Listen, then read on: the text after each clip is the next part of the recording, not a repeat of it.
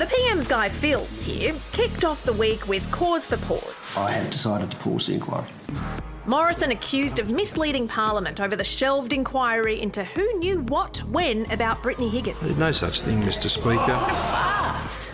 Monday night, the security guard who found Brittany came forward, casting doubt over the government's reasons for sacking her alleged rapist. What was the security breach? But the story that really made Australia reach for the sick bucket... Here a man arrogantly points to the desk of a female Liberal MP, then performs a solo sex act on it. Deskgate, aka... a masturbatory offence against a piece of furniture. I mean, we knew there were some wankers in Parliament, but this is next level. I have had absolute gutful. This is about power, the abuse of power. The young fellow concerned, you know, he was a really good worker and he loved the place.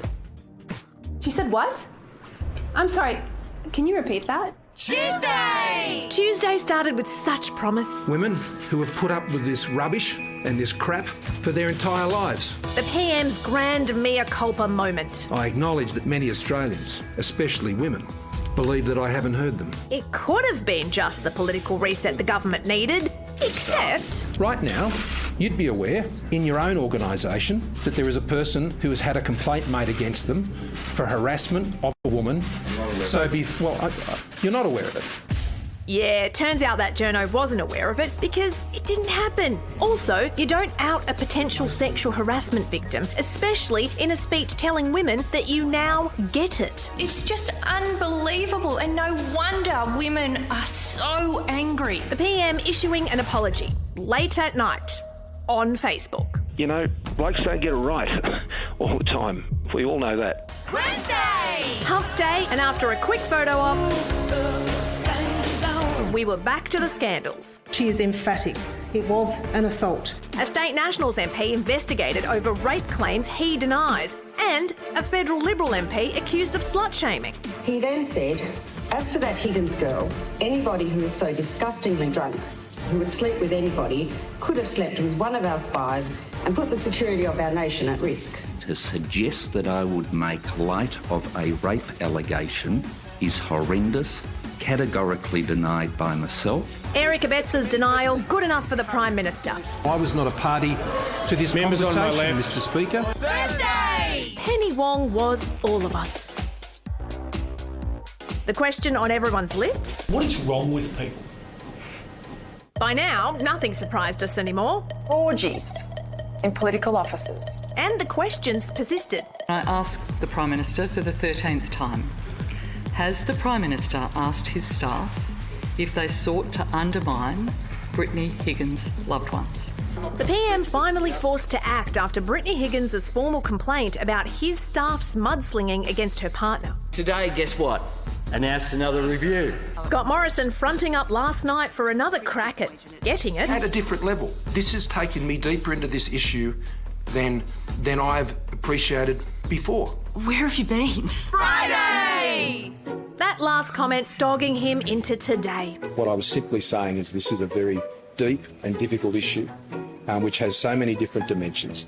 We all have an understanding of this at one level. Lucky for the PM, another scandal from inside his party. I'm deeply troubled by the way that social media is corroding respect and dignity in how we all deal with each other. Yeah, despite what that sounds like, it was another Liberal MP, not social media, responsible for this one. I express my regret and deep apologies for the hurt and the distress that communication may have caused. Andrew Laming hauled into the PM's office over online abuse directed at two women in his electorate. I found them disgraceful. The government's now promising action on that sex discrimination report. Before the budget. Over a year after it was first handed down. What is wrong with people? And that's the week that was. I don't know about you, but I am Penny Wong level exhausted. Well, 10 Political reporter Tegan George has been pretty much living off Barocca in recent times, and she joins us now. Tegan, it's actually been almost 6 weeks since we aired our interview with Brittany Higgins, and just when you think it couldn't get any worse, we have a week like the one that we've just had. Have you ever seen anything like this in politics? Yeah, well, Lisa, let's not kid around. It's been a lot stronger than Barocca that's been getting me through the last 6 weeks. It's been an absolute bin fire here in Parliament for over a month now. I mean, we made history this week in the federal Parliament because the word masturbation entered the Hansard. It's the first time it's been mentioned in the chamber, so this is where we're at. But I haven't seen anything like it. I haven't seen anything like it here or in the Queensland Parliament, where I was in the press gallery there for a while.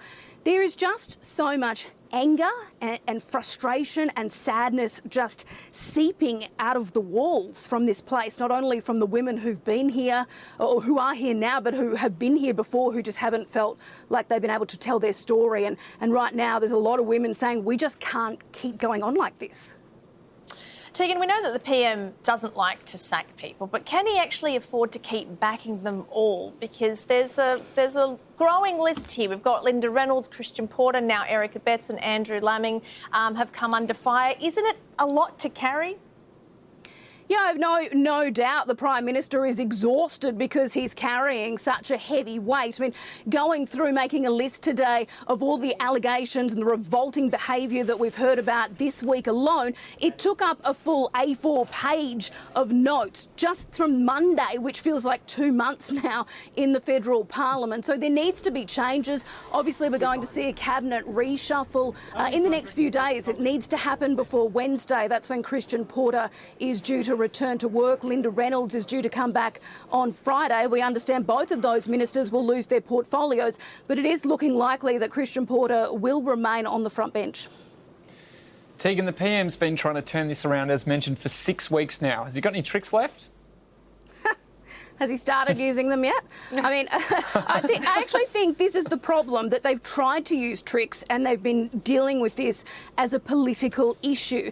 And it's really it's become obvious to women when it took the desecration of a desk for us to finally see some real outrage from the coalition. So I think Australian women really want to see this is the time for MPs to really stand up and say what they think. If they can't do it now, when can they?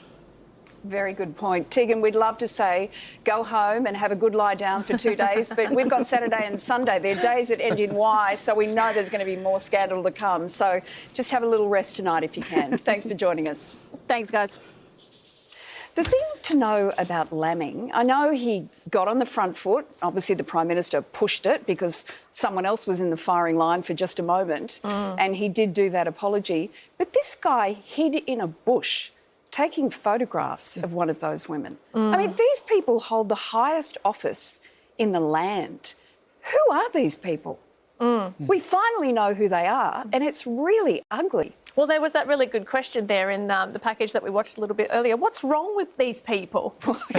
Birmingham didn't have an answer. Didn't have an answer, exactly. From expert opinions to in-depth analysis and reporting, the Project YouTube brings you the biggest stories from Australia and around the globe. Hit the subscribe button now for news delivered straight to your feed.